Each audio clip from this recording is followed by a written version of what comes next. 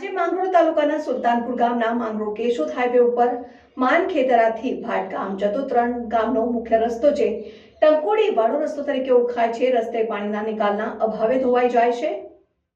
આજે માંગરોળ તાલુકાના સુલતાનપુર ગામના માંગરોળ કેશોદ હાઈવે ઉપર માનખેતરાથી ભાટ ગામ જતો 3 ગામનો મુખ્ય રસ્તો છે ટાંકોડી વાળો રસ્તો તરીકે ઓળખાય છે. રસ્તો પાણીના નિકાલના અભાવે ધોવાઈ જાય છે અને આ વિસ્તારના લોકોને અને વાહન વ્યવહારને લાયક રહેતો નથી. ભૂતકાળમાં આ રસ્તા માટે ઘણી રજૂઆતો કરી છે અને ખેડૂતો અને ગામડાઓના લોકોમાં ખૂબ નારાજગી છે, જે ફરિયાદ માંગરોળના ધારાસભ્ય ભગવાનજીભાઈને કરવામાં આવી અને આ રસ્તાની મુલાકાત લઈ જાત સર્વે કરીને સુલતાનપુર ભાટ ગામ જેવા ગામોના લોકોને સાંત્વના આપી તાત્કાલિક આ રસ્તો રિપેર કરાવીને જેમ બને તેમ ઝડપથી નવો રોડ બનાવી આપવાની ખાતરી આપી છે. તે ઉપરાંત વચરાજ દાદાની જગ્યાથી સિલોદર તરફ જતો રસ્તો જે કેશોદ હાઈવે બંધથી ત્યારે બાયપાસ તરીકે ઉપયોગમાં લેવામાં આવે છે તે પણ ઝડપથી ડામર રોડ જે અધૂરો છે તે પૂરો કરવાની ખાતરી આપી છે અને આ વિસ્તારના ખેડૂતોને વર્ષો જૂની જે કેનાલ કે સિંચાઈની યોજના લાવી આ વિસ્તારના ખેડૂતોને ઉનાળામાં પણ પાણી કૂવાઓમાં રહે તે માટે સરકારમાં રજૂઆત કરીશ તેવી વાત કરી હતી. આ વખતે આ ગામડાઓના